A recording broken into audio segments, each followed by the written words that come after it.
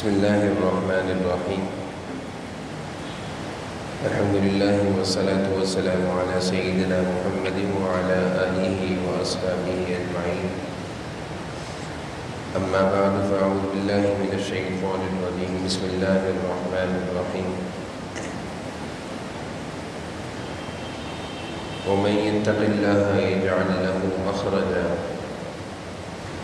ويرزقه من حيث لا يحتسب ومن يتوكل على الله فهو حسبه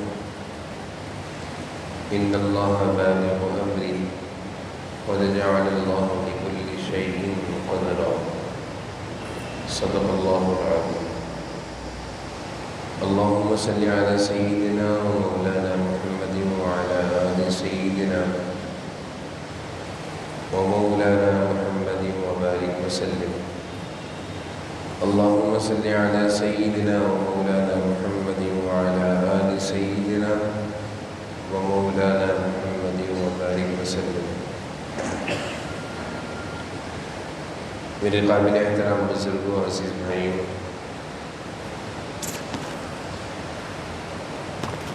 مسلمانوں کی بدحالی اور پریشانیوں کے اسباب بیان ہو رہے تھے. ان میں سے ایک سبب جہالت ہے، یعنی دین سے جاہل ہونا، دین سے ناواقف اور بے خبر ہونا. یہ بھی ایک بہت بڑی وجہ ہے مسلمانوں کو اس وجہ کی وجہ سے بہت ساری پریشانیوں اور تکالیف کا سامنا ہے. یہ ایک بہت بڑا سبب ہے دین سے جہالت، دین سے بے خبر ہونا. اس کے بارے میں گزشتہ بیانات میں کافی تفصیل سے بات ہوئی ہے. دوسرا سبب مسلمانوں کی بدحالی کا اور طرح طرح کی تکالیف میں مبتلا ہونے کا اور ذلت اور رسوائی کا، وہ ہے فقر و فاقہ، بے روزگاری، روزی کی قلت، تنگ دستی، معاشی تنگی. یہ بھی ایک بہت بڑا سبب ہے جس کی وجہ سے اکثر مسلمان پریشان رہتے ہیں.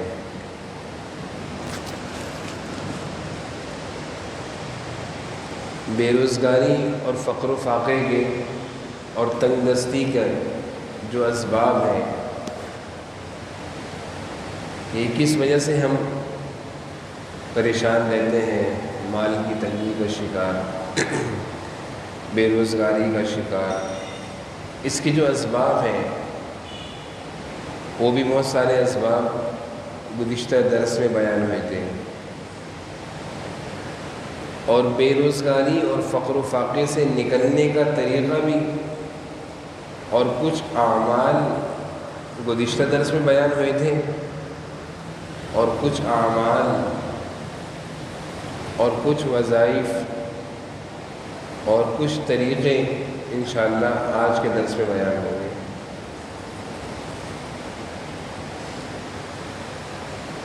مال کی تنگی، روزی روزگار میں بے برکتی، اس کا ایک بہت بڑا سبب وہ گناہ ہے.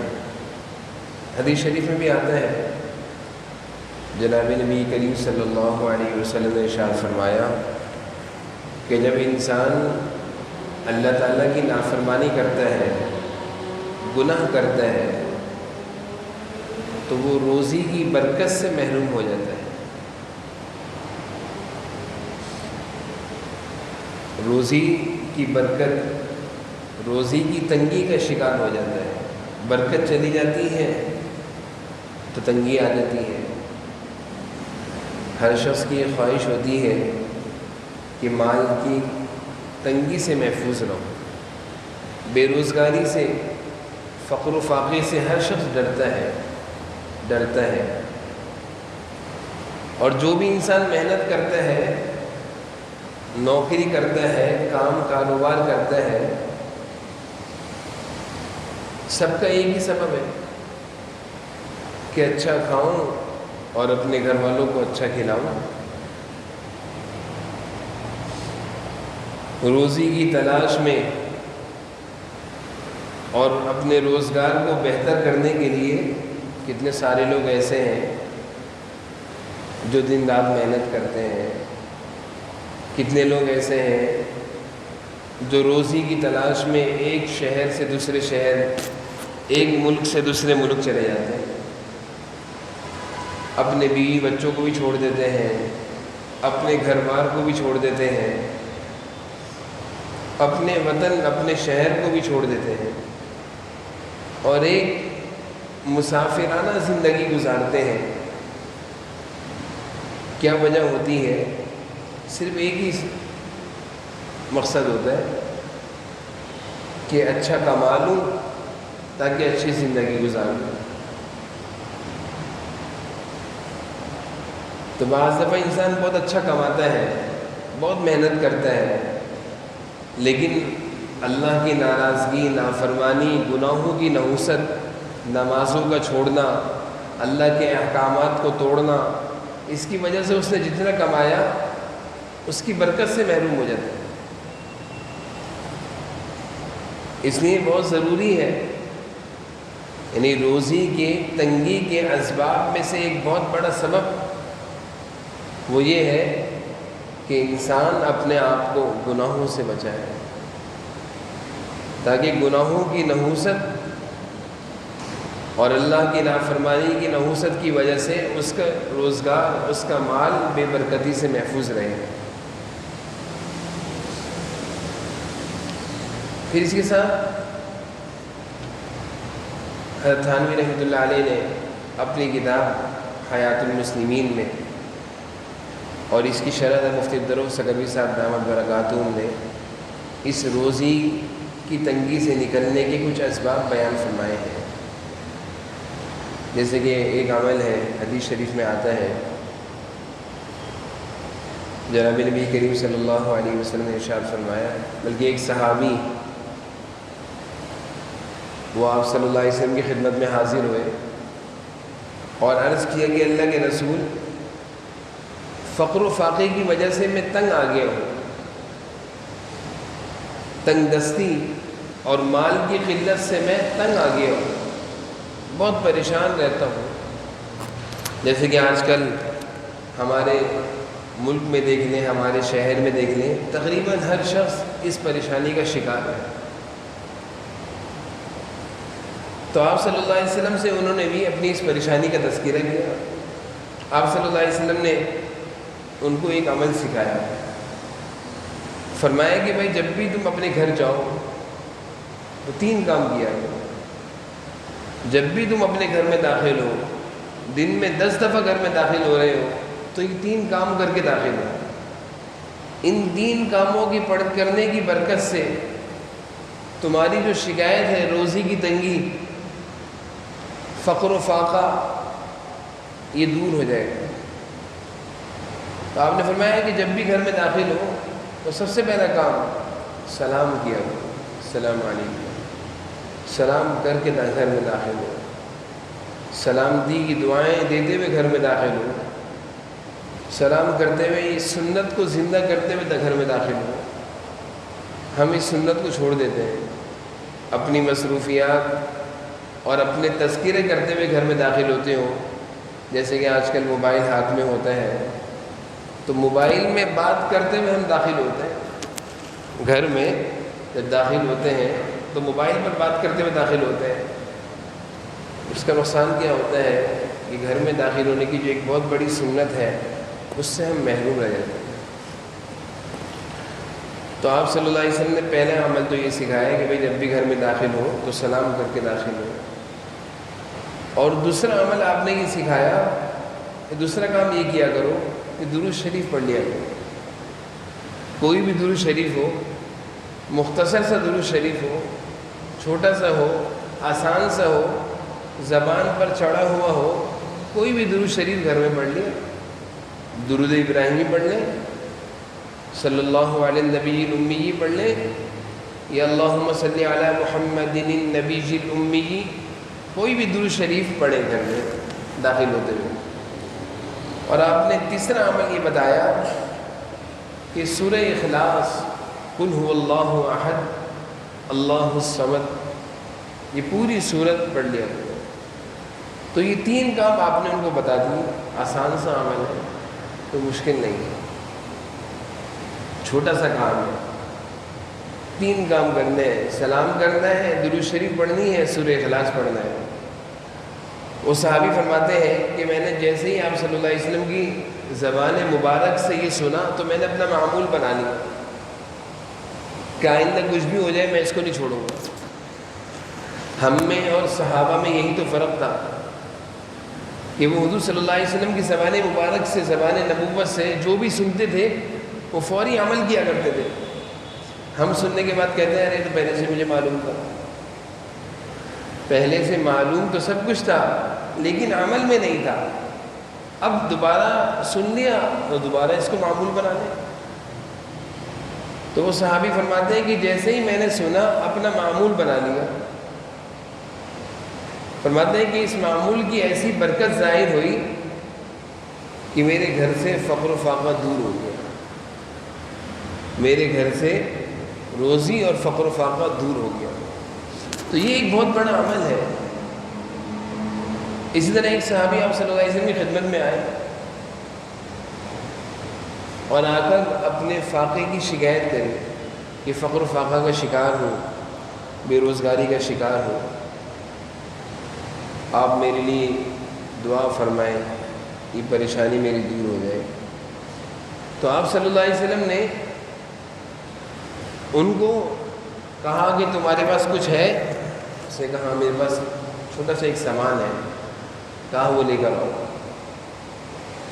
وہ گھر کا سامان تھا، وہ بیچا آپ صلی اللہ علیہ وسلم نے ان کے ہاتھ سامنے۔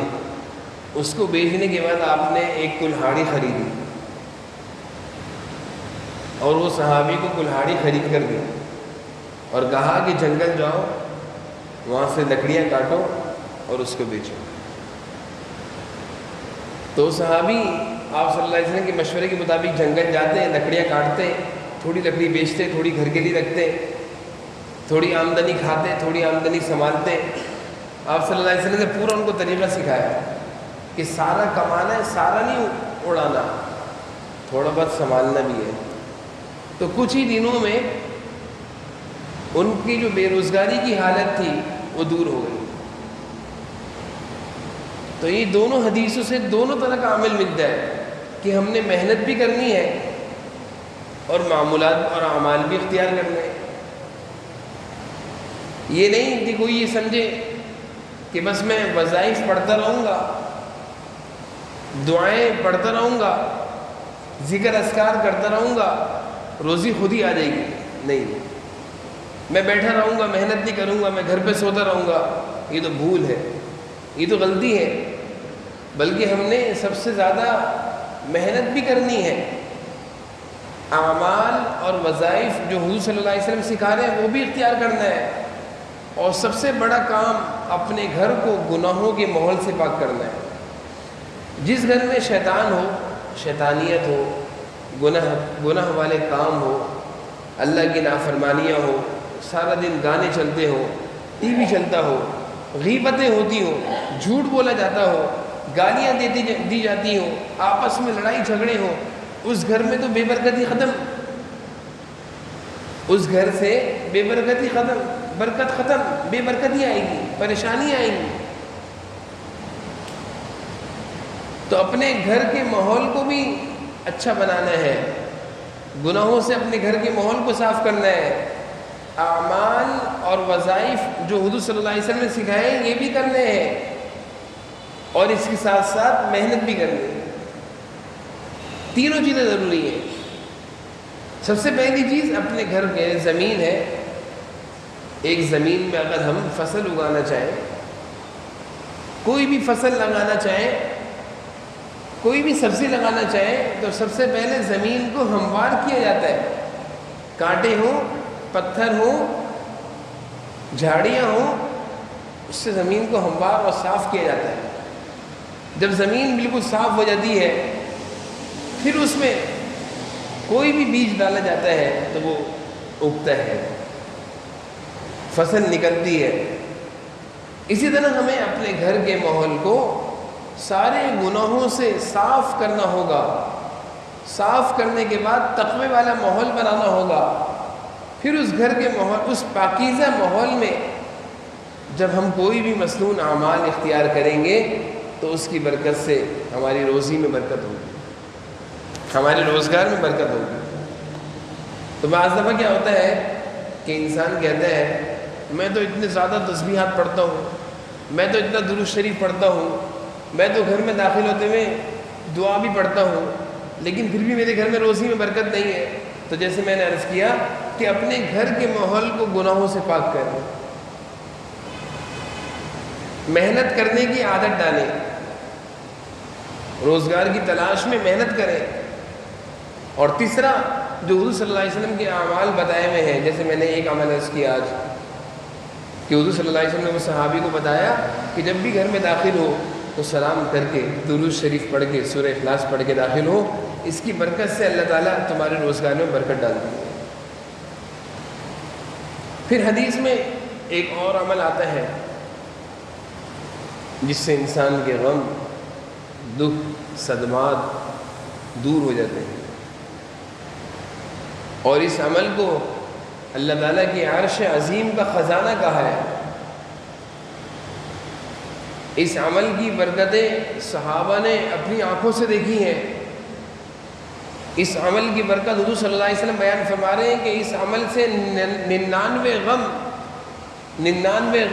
اللہ دور فرمائیں گے، اور سب سے پہلا غم وہ فقر و فاقے کا غم ہوگا، بے روزگاری کا غم ہوگا، مال کی قلت کا غم ہوگا. وہ ہے لا حول ولا قوت الا باللہ العلی العظیم. دن میں کسی بھی وقت 100 دفعہ اس کی تسبیح پڑھ لینی چاہیے. دن میں کسی بھی وقت 100 دفعہ اس کی تسبیح پڑھ لیں، لا حول ولا قوت الا باللہ العلی العظیم. یہ ایک مجرب اور مستند عمل ہے، اور حدیث میں بتائیں آپ صلی اللہ علیہ وسلم نے کہ اللہ تعالیٰ اس عمل کی پڑھنے کی برکت سے 99 غم دور کر دیتے ہیں. سب سے پہلا غم جو اس سے دور ہوتا ہے وہ روزی کا غم ہے، بے روزگاری کا غم ہے، فقر و فاقے کا غم ہے، تنگ دستی کا غم ہے. انسان ہر شخص پریشان ہے. تو جہاں ہم بہت سارے اعمال اختیار کرتے ہیں ان میں اس عمل کو بھی اختیار کرتے ہیں، لا حول ولا قوت الا باللہ العلی العظیم. اس کو جب موقع ملے دن میں 100 دفعہ پڑھ لیں. اس کی برکت سے بھی اللہ تعالیٰ پریشانیوں کو دور فرما دیتے ہیں. روزی کی وجہ سے انسان جو پریشان ہے وہ بھی دور ہو جائے گی. اسی طرح مفتی شفیع صاحب رحمہ اللہ، حضرت مفتی شفیع صاحب مفتی اعظم پاکستان دارالعلوم کراچی کے بانی، وہ ایک عمل بتایا کرتے تھے. فرماتے تھے کہ تنگ دستی دور کرنے کے لیے، فقر و فاقہ دور کرنے کے لیے فجر کی سنتوں اور فرض کے درمیان، فجر کی سنتوں اور فرض کے درمیان 341 مرتبہ حسبنا اللہ و نعم الوکیل، حسبنا اللہ و نعم الوکیل. جب انسان صبح صبح یہ عمل کرے گا تو سارا دن اللہ تعالیٰ اس کے سارے کام آسان کر دیں گے. اور دن بھر انسان ایک ہی کام تو کرتا ہے، روزی کی تلاش. جاب کرنے والا، نوکری کرنے والا، دکان کھولنے والا، کاروبار کرنے والا، ایک ہی تلاش ہے روزی کی. تو جب انسان صبح فجر کی سنتوں اور فرض کے درمیان 341 مرتبہ اول آخر 11 مرتبہ درود شریف پڑھ لی، اور اس کے بعد حسبنا اللہ و نعم الوکیل، یہ عجیب قرآن کریم کی آیت کا ایک حصہ ہے اور اس کی بڑی برکتیں ہیں. اس نسخے کی اور اس عمل کی پڑھنے کی برکت سے اللہ تعالیٰ انسان کو ہر طرح کے غم سے بچاتے ہیں. دن بھر اللہ تعالیٰ اس کے کاموں کو آسان کرتے ہیں. حسبنا اللہ و نعم الوکیل، اول آخر 11 مرتبہ درود شریف 341 مرتبہ حسبنا اللہ و نعم الوکیل. حسبنا اللہ و نعم الوکیل، حسبنا اللہ و نعم، اس کو پڑھتے رہتے ہیں۔ فجر کی سنت ہے، طریقہ یہ ہے کہ فجر کی اذانیں ہو جاتی ہیں جلدی، تو فجر کی اذانوں کے بعد سنت جلدی پڑھ لیں، گھر میں پڑھ لیں۔ اور نماز کیونکہ فجر کی کافی تاخیر سے ہوتی ہے، اذان اور نماز میں کم سے کم بھی آدھے گھنٹے کا فرق ہوتا ہے ہر جگہ کی مسجد میں، فجر کی نماز میں۔ تو سنتوں کے بعد 341 مرتبہ اس وظیفے کو پڑھیں، اس کے بعد مسجد آ جائیں نماز کے لیے، فجر کی نماز جماعت سے مسجد میں پڑھیں۔ پھر دیکھیں انشاءاللہ اللہ تعالیٰ یہ جو ہم پر ایک پریشانی ہے فقر و فاقے کی، بے روزگاری کی، تنگ دستی کی، اللہ تعالیٰ اس کی برکت سے اس سے نکال دیں۔ تو ایک عمل تو میں نے بتایا آپ کو گھر میں داخل ہونے کا، ایک عمل دن بھر میں کسی بھی وقت 100 مرتبہ لا حول ولا قوت الا باللہ، اور یہ تیسرا عمل ہے حسبنا اللہ و نعم الوکیل، فجر کی سنتوں اور فرض کے درمیان کرنے کا ہے۔ لیکن میں نے ایک بات آپ سے عرض کری کہ ان سارے اعمال کی تاثیر جبھی ہوگی، جبھی فائدہ ہوگا کہ جب ہم اپنے آپ کو گناہوں سے بچائیں گے۔ مثال ہے، اس کی مثال یہ دی جاتی ہے کہ ایک شخص خوب اچھی اچھی غذائیں کھاتا ہے، اچھی اچھی غذائیں کھاتا ہے، طاقت کی غذائیں کھاتا ہے، اور ڈرائی فروٹ ہے، اور اس کے علاوہ پھل فروٹ ہے، اور دیگر اچھی اچھی چیزیں کھاتا ہے، لیکن ساتھ میں اگر وہ تھوڑا سا زہر کھا لے تو اس کے جسم کو کتنی ہی اچھی غذا ہو، کتنی اچھی دوائی ہو، بیماری سے، نقصان سے نہیں بچا سکتی۔ ساتھ میں کوئی وہ بدپرہیزی کر لے، غلط چیز کھا لے، اس کا معدہ، اس کا ہاضمہ خراب ہو جائے گا، اس کے جسم پر یہ طاقت کی چیزوں کا اثر نہیں ہوگا۔ وجہ اس کی یہ ہے کہ ایک طرف تو وہ اچھی چیزیں کھا رہا ہے اور ایک طرف جسمانی نقصان پہنچانے والی چیزیں استعمال کر رہا ہے۔ تو اسی طرح یہ سارے اعمال جو اللہ اور اس کے رسول صلی اللہ علیہ وسلم نے بتائے ہیں، ان اعمال کا فائدہ اسی کو ہوگا جو اپنے آپ کو، اپنے گھر والوں کو گناہوں سے بچائے۔ گناہ بھی چل رہے ہیں، اللہ کی نافرمانی بھی چل رہی ہے، اور ساتھ میں تسبیحات بھی چل رہی ہیں،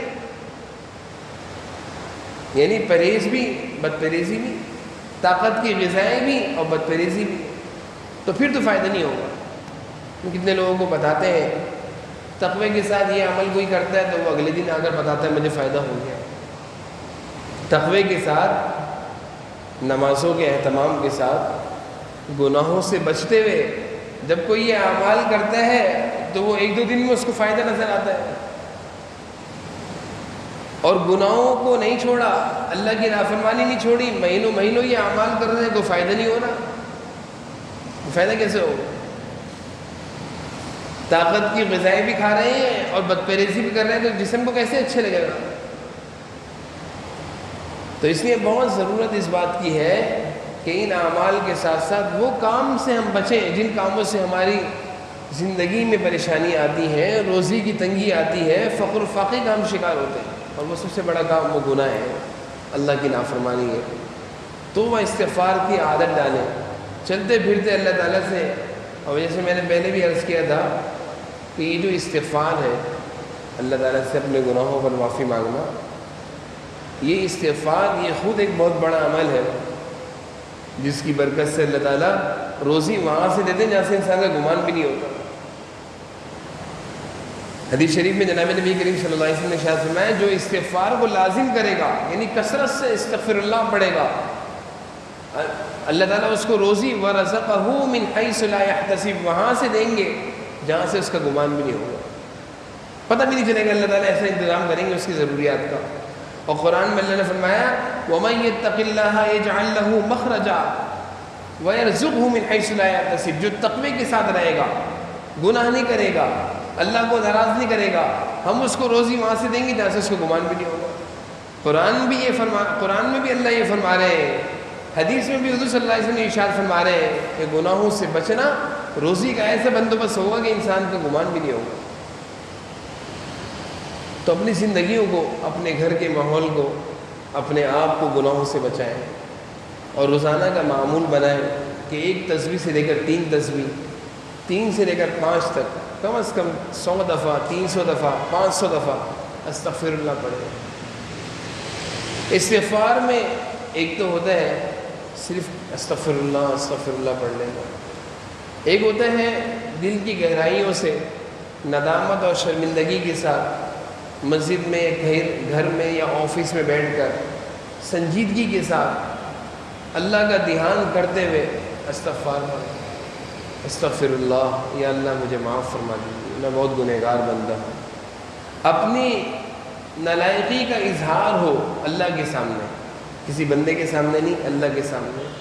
اپنی کمزوری کا اظہار ہو، اللہ میں کچھ نہیں ہوں، میں بہت گنہگار بندہ ہوں آپ کا، اللہ تعالیٰ مجھے معاف فرما دیجیے، استغفر اللہ۔ جب اس کیفیت کے ساتھ ہم پڑھیں گے استغفار تو پھر دیکھیں اس کی برکت کیسے ہوگی۔ اور دل میں یہ ارادہ ہو کہ اللہ اب آپ کو ناراض نہیں کروں گا، اب کوئی گناہ نہیں کروں گا، اب کسی کے ساتھ خیانت نہیں کروں گا، اب کسی کو دھوکہ نہیں دوں گا، اب نماز نہیں چھوڑوں گا، اب آپ کا حکم نہیں توڑوں گا، یہ جذبہ ہو۔ اب اس زبان سے کوئی گناہ نہیں کروں گا، کسی کی غیبت نہیں کروں گا، کسی کی برائی نہیں کروں گا، اب اس زبان سے کسی کو تکلیف والے جملے نہیں کہوں گا، تانا، طنز۔ اب ان کانوں سے اے اللہ کوئی گناہ کی بات نہیں سنوں گا، اب ان آنکھوں سے اے اللہ گناہ نہیں دیکھوں گا۔ اس طرح 100 دفعہ 300 دفعہ کو استغفار کرے تو اس کو ایک ہفتے کے اندر فائدہ نظر آئے گا، اللہ تعالیٰ اس کی پریشانیاں دور فرمائیں گے۔ من لزم الاستغفار، حدیث ہے، جعل اللہ من کل ہم فرجا، اللہ تعالیٰ من کل ضیق مخرجا ومن کل ہم فرجا، ہر مشکل سے اللہ نکال دیں گے استغفار کی برکت سے، ہر غم کو اللہ دور کر دیں گے استغفار کی برکت سے، ورزقا، اور روزی وہاں سے دیں گے جہاں سے گمان بھی نہیں ہوگا۔ تو بھائی اپنے گناہوں پر ہم معافی بھی مانگا کریں، عادت ڈال لیں، کبھی بھی ہم یہ نہ کہیں کہ میرا تو کوئی گناہ ہی نہیں ہے، میں نے تو کبھی گناہ کیے نہیں ہے، پتہ نہیں میرے ساتھ پریشانی کیوں ہوتی ہے، اتنے سارے گناہ کرتے ہیں۔ اللہ کریم ہے، اللہ رحیم ہے، ہمارے ساتھ معافی کا معاملہ فرماتے ہیں۔ پکڑنے لگ جائیں اگر ہر گناہ پر تو ہم میں سے کوئی بھی نہ بچے، ہم میں سے کوئی نہ بچے، لیکن اللہ تعالیٰ کریم ہے، رحیم ہے، وہ معافی کا معاملہ فرماتے ہیں۔ جیسے باپ ہوتا ہے اپنی اولاد کے ساتھ، والدین کو جو شفقت والا تعلق ہے وہ کسی کو نہیں ہوتا اولاد کے ساتھ، جو والدین کو تعلق ہوتا ہے۔ بیٹا کوئی غلطی کرتا ہے تو والد یا والدہ کہتی ہے کوئی نہیں، صحیح ہو جائے گا، درگزر کرتے ہیں۔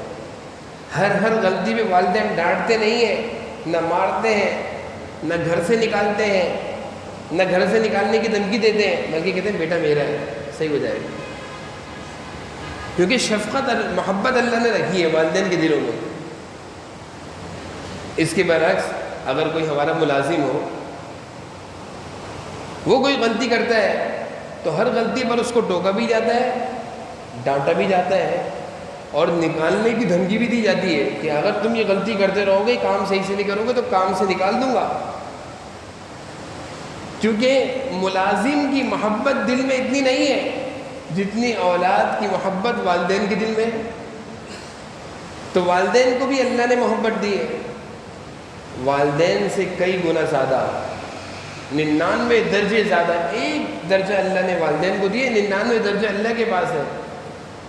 ان 99 درجوں سے اللہ تعالیٰ ہم سے محبت کرتے ہیں، اللہ تعالیٰ ہم سے محبت کرتے ہیں۔ اسی کی وجہ ہے کہ ہماری بہت ساری غلطیاں اللہ تعالیٰ معاف فرما دیتے ہیں، چھوڑو میرا بندہ ہے، ٹھیک ہو جائے گا۔ جیسے ماں باپ کہتے ہیں نا کہ میرا بیٹا ہے، ٹھیک ہو جائے گا، اسی طرح اللہ تعالیٰ فرماتے ہیں میرا بندہ ہے، ٹھیک ہو جائے گا، توبہ کر لے گا، چھوڑ دو، درگزر کر دو، اللہ تعالیٰ فرماتے ہیں۔ تو ہم تو یہ کہتے ہیں کہ میں تو کوئی گناہ کرتا نہیں ہوں، پھر بھی میں پریشان ہوں، یہ بات نہیں ہے، گناہ ہم بہت کرتے ہیں، لیکن اللہ کریم ہے اور رحیم ہے، وہ درگزر کر دیتے ہیں۔ تو اس لیے بھائی اپنے اندر ہم عاجزی، تواضع پیدا کریں، چلتے پھرتے اللہ تعالیٰ سے اپنے گناہوں پر ندامت کے ساتھ کہتے رہے کہ اللہ میں آپ کا اس دھرتی پر، اس زمین پر چلتا ہوا سب سے بڑا گنہگار بندہ ہوں۔ غالباً حضرت جنید بغدادی رحمہ اللہ کے بارے میں آتا ہے کہ ان کے پاس ان کے شہر کے لوگ آئے، قصبے کے لوگ، کہ حضرت بارش نہیں ہو رہی، قحط پڑا ہوا۔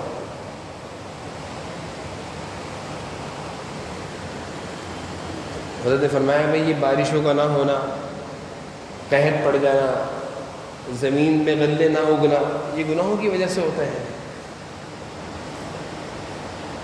تو گناہوں کی وجہ سے یہ ہو رہے ہیں، اور مجھے ایسا لگتا ہے کہ سب سے زیادہ اس دھرتی پر گنہگار میں ہوں۔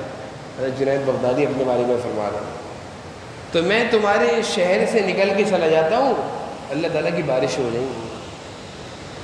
میں تمہارے اس شہر سے میں نکل رہا ہوں، کیونکہ گناہ نکل جائیں گے، بارشیں ہو جائیں گی۔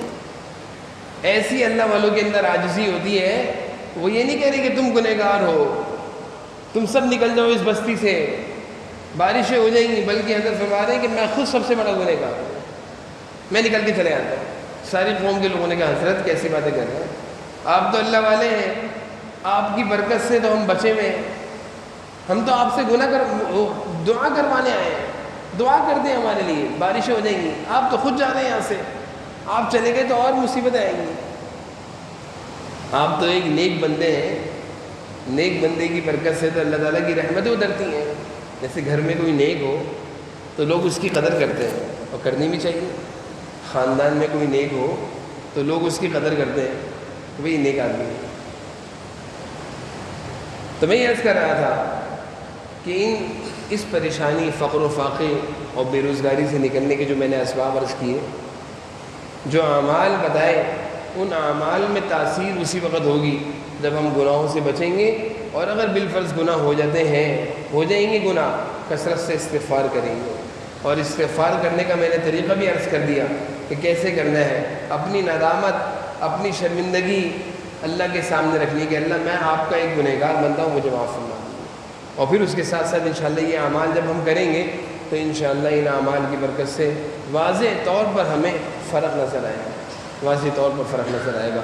تو پہلا کام یہ ہے کہ ہم نے اپنے گھر کا ماحول، اپنی زندگیوں کو گناہوں سے پاک کرنا ہے، بالکل پاک کرنا ہے۔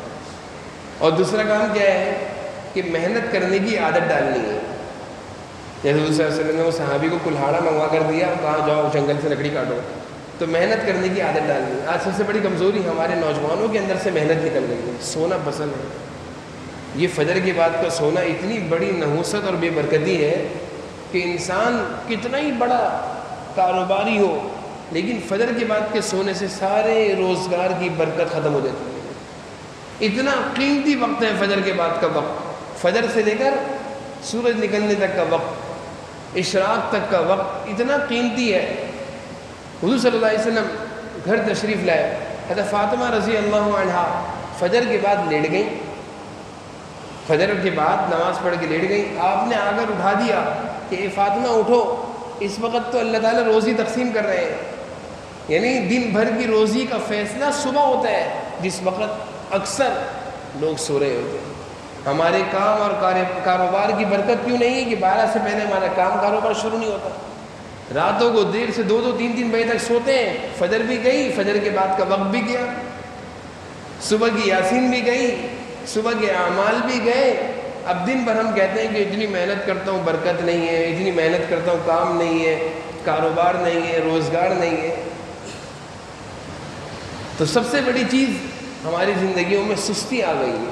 اچھے خاصے نوجوان لڑکے ہوں گے، لیکن سستی اتنی ہوگی کہ محنت کرنے کو تیار نہیں ہوگا، سونا پسند ہوگا، راتوں کو جاگنا، دن بھر سونا، زندگیاں خراب ہو رہی ہیں۔ تو بھائی ہم خود بھی عادت ڈالیں محنت کرنے کی۔ دوسرا کام محنت کرنا، اپنے بچوں کو، اپنے نوجوانوں کو محنت کی عادت ڈالیں، محنت والے کام کروائیں ان سے، ان کو محنت پر لے کر آئیں۔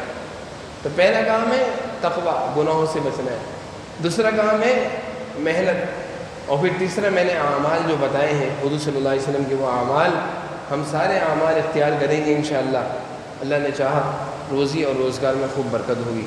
اللہ تعالی ہم سب کو جو کچھ کہا سنا اس پر عمل کی توفیق نصیب فرمائے۔ وآخر دعوانا الحمد للہ رب العالمین والعاقبۃ للمتقین والصلاۃ والسلام علی سید الانبیاء والمرسلین وعلی آلہ واصحابہ اجمعین۔ اللهم صل على سيدنا مولانا محمد وعلى آل سيدنا مولانا محمد وبارك وسلم یا ذا الجلال والاکرام یا الہ العالمین یا ارحم الراحمین۔ یا اللہ آپ کی توفیق سے اس وقت کا بیٹھنا ہوا، جو کچھ باتیں کہیں سنی ہے اللہ اس پر ہم سب کو عمل کی توفیق نصیب فرما۔ اللہ نیکی کی زندگی، اعمال صالحہ کی زندگی، تقوی کی زندگی نصیب فرما، گناہوں سے بچنے کی توفیق نصیب فرما۔ اے اللہ وہ سارے کام جن کاموں کی وجہ سے آج ہم پریشان ہیں، اللہ ہمیں ان سارے کاموں کو، گناہوں کو چھوڑنے کی توفیق نصیب فرما۔ اللہ نیکیوں والی، تقوی والی، اعمال صالحہ والی زندگی اختیار کرنے کی توفیق نصیب فرما۔ عافیت کاملہ، عافیت عاجلہ، عافیت دائمی نصیب فرما۔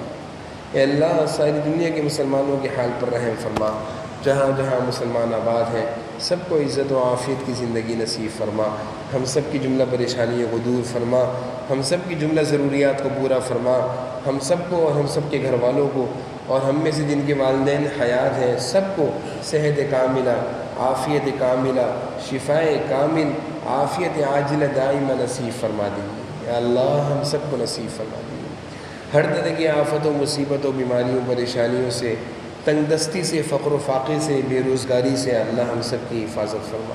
اے اللہ اپنی مرضی کی زندگی، نیکیوں کی زندگی، اعمال صالحہ کی زندگی، تقوی کی زندگی اللہ ہم سب کو اختیار کرنے کی توفیق نصیب فرما۔ ربنا آتنا فی الدنیا حسنۃ وفی الآخرۃ حسنۃ وقنا عذاب النار۔ وصلی اللہ تعالی علی النبی الکریم وعلی آلہ وصحبہ اجمعین برحمتہ۔